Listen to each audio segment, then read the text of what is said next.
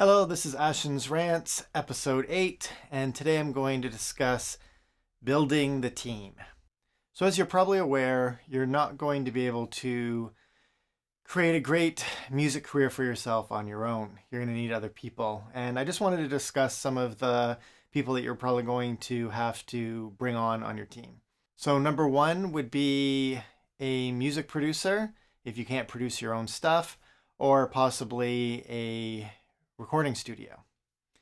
And for your music producer, you're going to want to make sure that they can get the job done and that you do good stuff together. But you also want to make sure that you get along. You want to make sure that your vision is relatively similar. I always find the best relationships are where people get along. Maybe there's just a little bit of give and take on some of the creative decisions, but there's still that kind of mutual respect between the two parties, the artist and the producer. If you have a situation where I know from my side, as a producer, I find that if I'm not really getting listened to, then I kind of feel like, well, what am I doing here anyway? It also depends on your experience. A younger artist that doesn't have a lot of experience with music in general, I would expect them to be more open to my suggestions than someone who's more experienced. They'll probably have a little bit more to bring to the table. And then just as important, of course, is just you're going to be spending a lot of time with this person and working on. I always kind of compare a music producer relationship as almost like a few notches below your partner in life.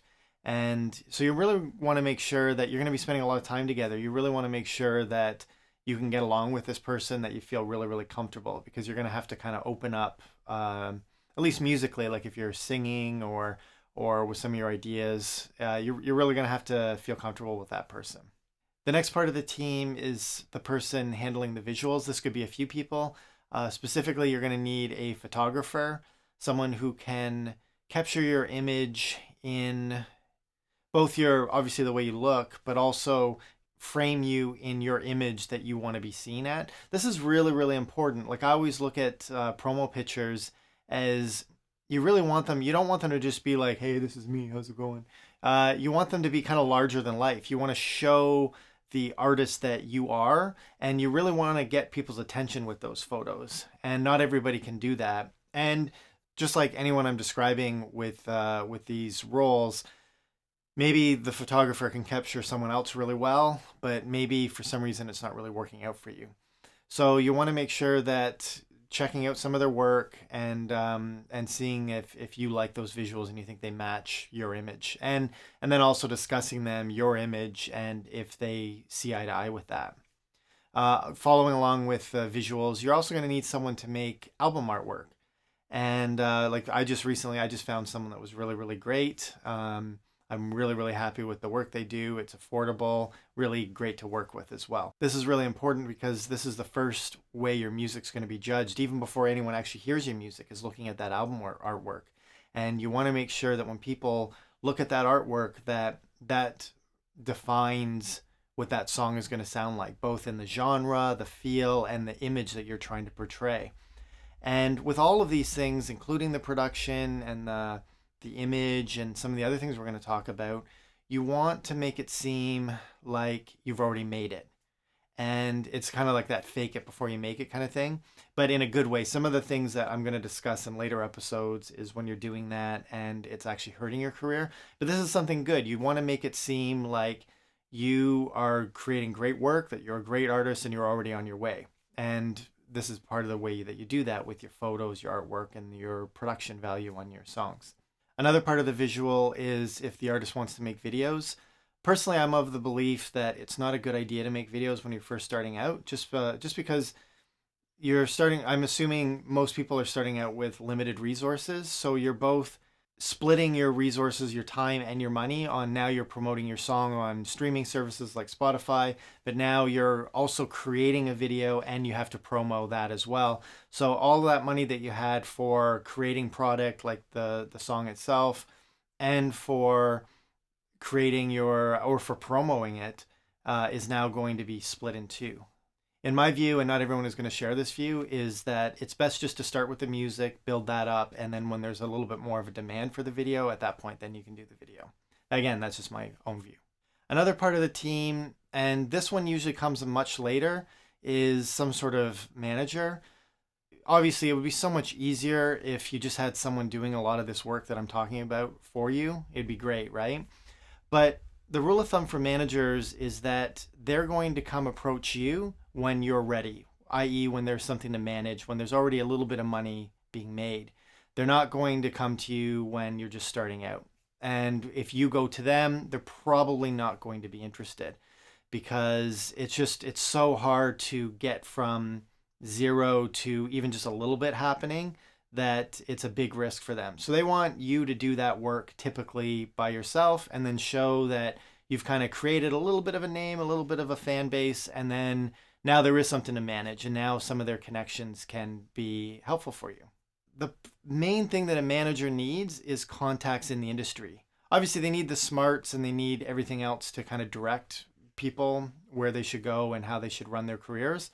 But without those contacts opening those doors, you're not really going to be much further ahead with a manager than if you're just doing it by yourself. In fact, you might even be further behind, because now you're giving someone 20% of the money you're making, or 15 to 25%. So typically, a manager is someone who's going to, again, kind of help direct you on where you're supposed to go in your career, maybe give you a little bit of music advice about what your next single should be, what's the song you should be pursuing as opposed to another song. That's something a producer is going to do as well. And then, again, just having those doors open so that when you do actually have something that could genuinely sell, that they're going to be able to contact the people that are going to help get you to that next level. Another big part of the team, and this is something I'm working on myself right now with some of my own music that I'm releasing as This Boy Electric, is promo people. So for my next song, I've hired a promo company. I'll let you know how that goes. There's also different ways of getting your music onto playlists and whatnot on Spotify. I'm going to go over that as well. But you need to start looking into different people and companies that can help you get your music out there, because speaking from myself as someone who has tried it myself, I've emailed Spotify playlists, I've done all of that. It is very, very difficult to crack through, and it's not a bad idea to have somebody that's going to help with that, with the contacts that they have already, kind of the doors already half open. Another big part of the team for people who are especially just starting out is friends and family. Friends and family can kind of be difficult with the other people in the team, because a lot of times friends and family don't have the experience that the rest of your team has, but they usually can persuade you a lot better because you know them a lot better and you trust them a lot better. But a lot of times friends can end up, or family can end up steering you in the wrong directions. And it's great having friends and family as support, but you have to really weigh that support with the experience they have compared to the other people in your team, and make sure that you balance that out properly, or else you can end up being steered completely off course. You also run the risk of damaging some of the relationships that you have with your team if so-and-so who doesn't have any experience is the one telling you to do something, and the person with the experience is saying, no, I think this is the way to go. Then that person might just be like, you know what, why don't you just start working with them, because that can be kind of frustrating. So you really, really have to balance that out. So I hope I'm not forgetting anything. There's probably a few other members of your team that you can consider, but those are kind of the main ones, especially when you're first starting out.